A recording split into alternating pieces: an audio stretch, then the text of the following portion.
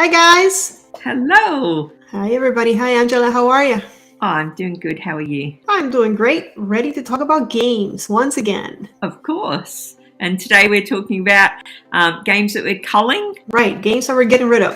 Yeah. So it's a different kind of talking about games. Instead of the usual, where we talk about games we love and want, now we're talking about games that we are ready to get rid of.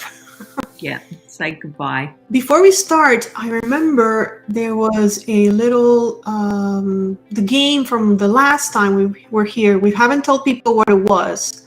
It was one that you painted. What was the name of it? It was Forbidden Desert. Forbidden Desert. Yes, that was it, guys. So That's thank you to all who tried to guess what the nice miniature was. Yeah, it was a little cheaty one, that one, because I had painted it, so it did look a little bit different. Yes, you tricked them, but I'm sure a lot of them got it, so it's I'm fine. sure Kabuki got it because she's like a board game genius. So well, kudos to you then. Awesome. I think you should start because you have a list of games that you've been selling and stuff like that. So why don't you hit it first? Yeah, I've probably got, I think looking at it, maybe 40 games on this list, maybe a few more, but I'm going to choose particular ones, and I'm going to start with, I'm still trying to sell it, I haven't sold it yet, the proper Noble Collection 1-to-1 replica of Jumanji, which is a lovely thing. I only used it for display, I've not played the actual game, it still needs punched and things, game. But it's a beautiful thing, but nobody wants it, strangely, and I've actually modded it so that when you flick the pieces into the corner, they spin and stand up like in the movie. Yeah. It's a cool thing. I'm surprised nobody wants it. I mean, Jumanji is such a classic, like. Yeah, I just have no room for it. It was on display on a shelf here, but we got rid of the shelf. So I'm like, well, it's sitting gathering dust in the cupboard now. Is it worth keeping it when someone could enjoy it on their shelf? I agree. All right, so the first one that I'm going to talk about is one that is loved by many, including me. And it's Jaws of the Lion, Gloomhaven Jaws of the Lion. Before you hate on me, I did play through the campaign in its entirety, unlocked the whole story. It was great, by the way. You should play it if you haven't. But then I was able to trade it for another game that was really expensive. So I was able to trade it and get a game that I really wanted, which it's on my channel already. It's called, what is it called? Unintentional Malum Act 1. Vidara Unintentional Malum Act 1. And that game is just awesome. It's like Final Fantasy in a box. If you like Final Fantasy, you're a fan of those kind of video games, this is a game for you. The campaign is going to take me a year at least to finish, but I am enjoying the characters and the quirkiness of them. But Jaws of the Lion had to say bye-bye to get this one in. Yeah, that's fair, though. I think you've probably made a good deal there. You're not likely to play Jaws of the Lion once you've done it, right? Well, I figured if I got rid of it, I would most likely take out Gloomhaven, the big one, and play it, because I have that one is collecting dust right now, because, Jaws is so much accessible. It's so much easier to set it up and to play it. It just puts you into the action so much faster. But Gloomhaven has a lot more to experience, so I wanted to see if that would do that. So we'll see. Yeah. Well, anyone watching this is going to be unsurprised to know that I own both those games and I haven't played them. I bought Jaws of the Lion because I wanted to play Gloomhaven with my son-in-law, but it was too big of it was like a little bit scary. So I got Jaws of the Lion, but we just never got around to it. So yeah. You will. I'm sure you will, and you'll enjoy it. Yeah, I'm keeping the mechanics. Yeah, you're gonna enjoy the mechanics. It really is a very nice strategy, thinky kind of game. So. Sounds cool. All right, my next one, I'm going to go for another big sort of fancy one, GKR Heavy Hitters, which I've already sold. I sold it a few weeks ago. Made someone's absolute day because I sold it so cheap. But it's like a mech game with giant mech figures that are like massive things, beautifully painted and everything. But the box was huge, and again, it was sitting in the cupboard. Gathering dust, and I was like, it's taking up so much room. I may as well Did you paint the miniature? Well, they're not miniatures; they're this big, I guess. So did you paint the figures? It came all done. It's just a beautiful looking thing in the box, but probably I wouldn't have played it anyway, to be honest. Okay. Yeah, it was a gift. So yeah. Okay. Well, if you weren't gonna play it, then might as well. And like you said, you made someone happy, and someone. It's like the one I got for Jaws, Midara. The person that gave it to me was like, I couldn't handle managing four people. I wasn't gonna play it. I'm like, well, I'm playing it. Yeah. So yeah, someone else is playing it now. It's great. It's the way it is. Yeah, of course, spread that love. Yeah, exactly. Spread the love of board games. Why not? Let's see. My next one. All right. So this one, it's King Domino Duel. I own King Domino. I like King Domino. It's a nice filler game that is easy to teach, so I can get non-gamers playing real quick and fast, and everybody understands dominoes. I got this one, which is I guess a roll and write, you can call it. I think it was a roll and write. But I was like, between these two, I'd rather play. If I had to play King Domino, because it's essentially the same thing, I'd rather play the original. So I went ahead and got rid of it. It's not bad. It's just, and it didn't take a lot of space, and that's one of the things that I was like, I should keep it because it's not taking me a lot of storage. But I was like, no, you know what? I'm gonna keep King Domino so that I play it, and I'm gonna get rid of this one. So I got rid of it. Yeah, that's fair. I like King Domino as well. I've still got that one in my small games box because, like you said, everyone knows dominoes, don't they? So it clicks pretty easy. Yeah, yes, it is. Yes, yeah. It is. All right, my next one. I've got Suro. Have you played Suro, the dragon tile thing where you join up the pipes, essentially? I think I think I've played it. I don't own it, but I believe I have played it. Yeah. Yeah. So I've got Suro, and I bought Suro of the Seas, which is like another version, but on the seas, I guess. And I thought that I would play it, but I haven't. So I thought I may as well sell it so someone else can get the joy, because it is a beautiful looking game. But if I'm going to play either of them, I'd probably just grab Suro. And I play Suro in VR as well.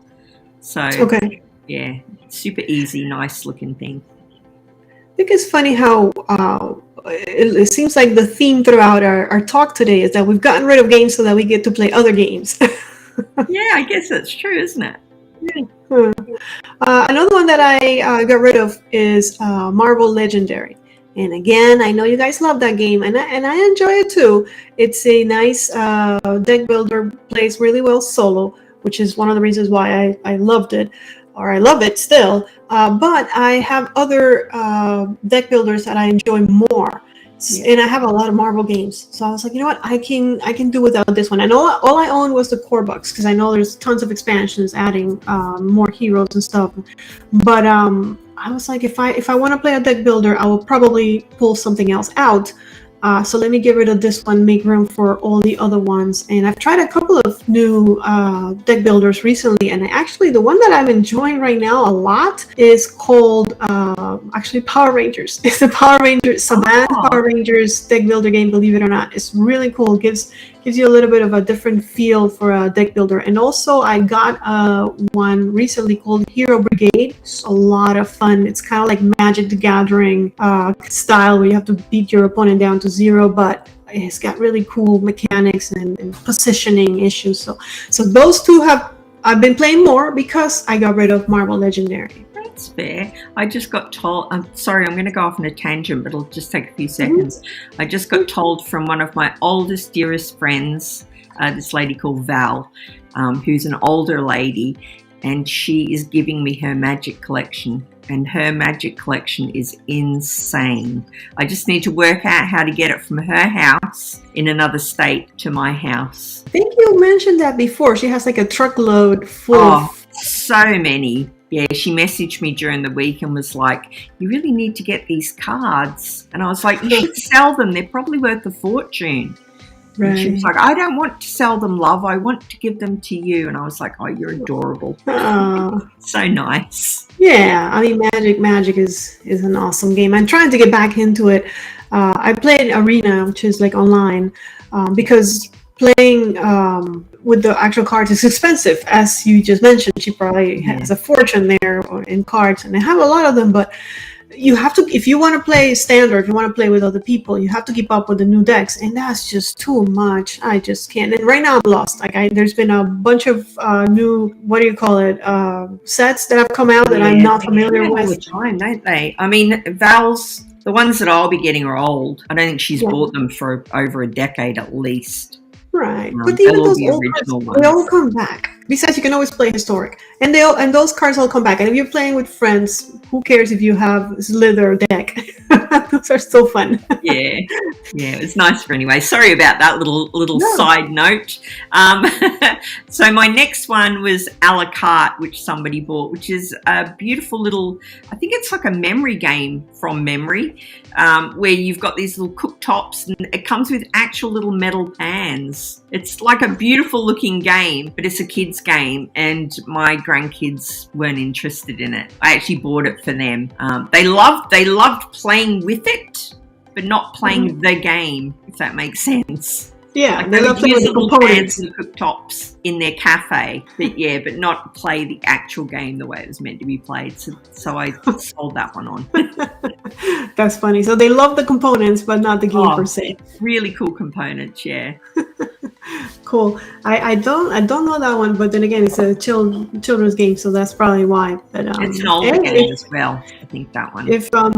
If you weren't playing it, then it's a good thing you got rid of it. I like that. All right, what else I got? Another one that people are probably going to hate me for. I got rid of Azul's Summer Pavilion.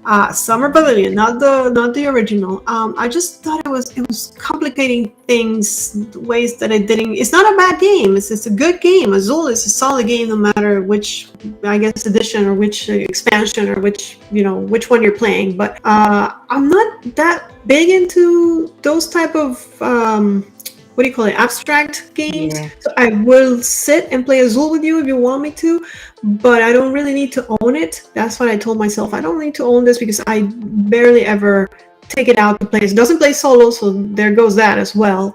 Yeah. That one was like everybody wanted it. The minute I said I wanted to get rid of it, I got like a billion people telling me I want it. I can get it. I'll take it. So I guess somebody's happy, and me too. I'm happy too because I make room for more games. It's a popular franchise, that one, but they're kind of flogging it, aren't they? They're just releasing them one after the other. So many, there's so many. I don't even know what the difference is anymore from one to the other. It's so crazy. I've got two of them, but I guess if they're selling, it's smart to keep remaking the same thing, right?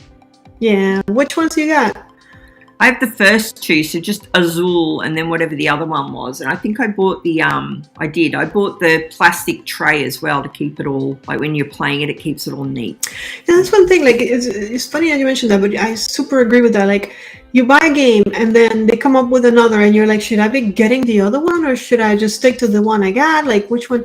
And that happened to me with Massive Darkness. I love Massive Darkness, but then I went to Dice Tower East and I played Massive Darkness Hellscape, and I'm like, oh, this is so much better than the one I got. Now, what am I supposed to do? I don't want to buy another game. It's an expensive game, and I don't want to get rid of this one, but why do they do that? Why can't they just make a good game and just leave it at that?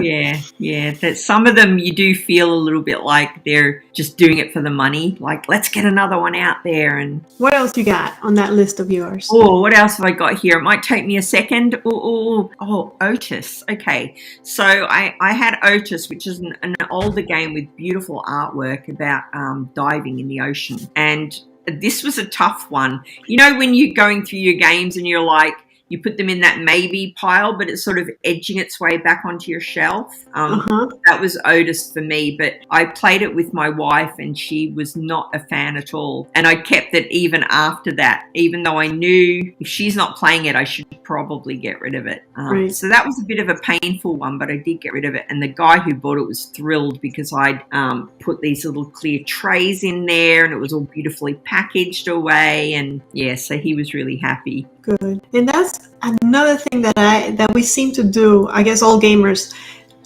We buy games because we think other people are going to enjoy them. Yes. So not so much for us, but I a lot of times I'm thinking, I think I can play this with my friend blank. and we can have a fun time. And then half the time it doesn't work out that way, and then I'm stuck with the game that I didn't really care that much to begin with. I mostly bought it so that someone else would play with me, and then hopefully I can introduce them to other games. You can see, I think here you can see all these art games. Any art game that comes out, I buy it because my wife does like art games, but there's a multitude on that shelf that we haven't played yet. We tend to go back to the one that we've played and enjoyed rather than playing the new ones. Definitely buy games for other people in mind.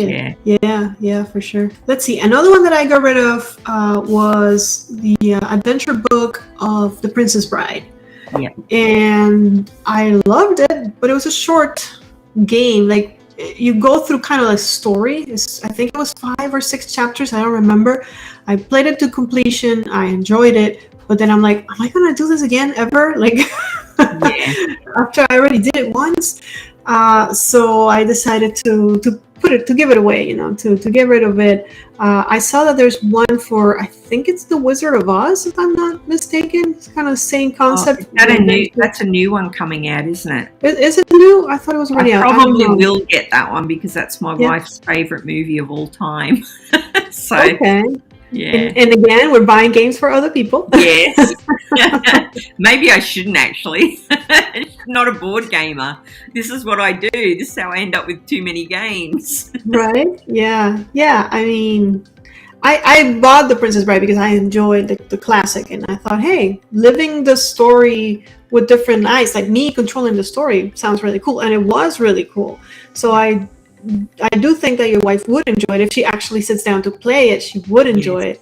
But will she sit down and play it? Exactly. She's a very busy lady. Yeah, I like The Princess Bride as well, but I can see why you got rid of that one, because once you've done it, you've done it. So yeah. How many have we done each? Do you know? Are we keeping count? I think 5, because that one I just thought of, because I had 4 on my list, and that one I just came up with. I remember getting rid of it. Am I doing one more? Sure, do it. Do as many as you want. Okay, I'll do Tomb Raider Legends. So this is a game that I got super cheap. It was on sale, and I'm a huge fan of Tomb Raider, the video game. Okay. So I bought the board game. Usually when I buy a board game, I do research on it. I check reviews. I might watch a playthrough or part of a playthrough. And with this one, I didn't, because I was like, it's so cheap. I should just buy it. And now it's on my culling list because I looked at the reviews afterwards and they were awful. So it's still in shrink. I've not even opened it. Okay. And no one's buying it. So I'm assuming it's that terrible. Okay. I mean, but to be fair, I've heard reviews. Like, there's a game that I heard terrible reviews of, and I enjoy it so much. The game's called Free Radicals. I think there's an unboxing on my channel. I don't think I've done a run through yet, but there's an unboxing. And I thought the idea was so fresh, and people are hating on it so much because it's a game that has mini games. So it has 10 different mini games. So everybody's playing a different mini game. And now it's really hot. I've seen new games come up with the same idea, but they hate it so much on Free Radicals.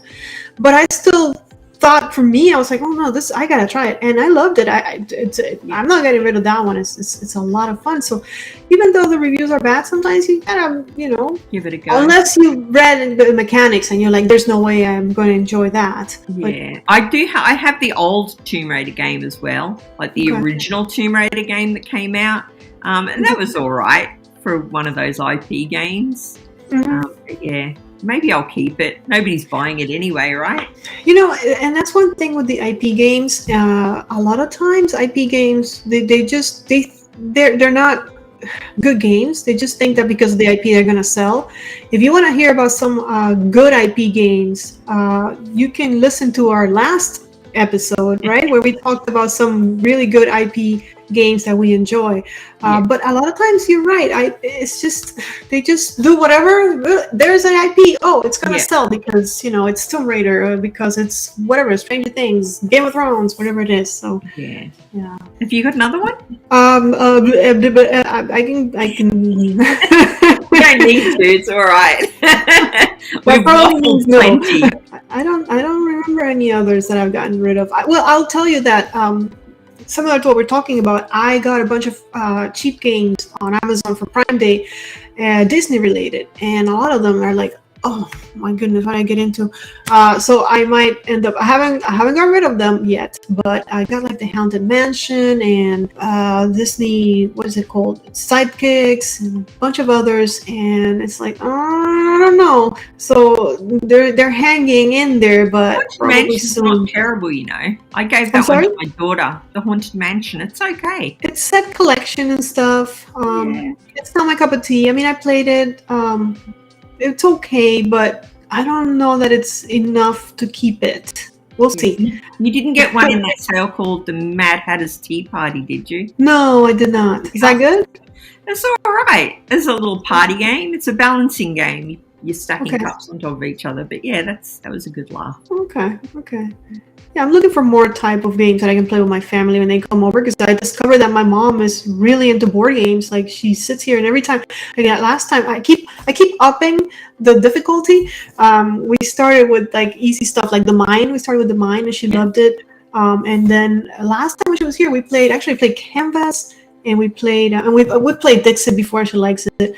I actually got to play Canvas and Splendor, Marvel Splendor, and she was so into it. I'm like, ooh, I need to find more games that she can play. Does your mum play bingo? I don't think she's big into bingo. Why is there a my bingo mother-in-law game? loves bingo, and Augustus is a game. If you know someone who loves bingo, Rise of Augustus, because it's basically Rise of bingo. Augustus. Okay. I will look into that, because bingo's a fun family game. I can see her playing that. But we went completely off topic. Do you have anything else that you're getting rid of? You know what? I've got, like I said, about 50 games or something on this list, but I think I'll leave it at those ones. Okay, that sounds good.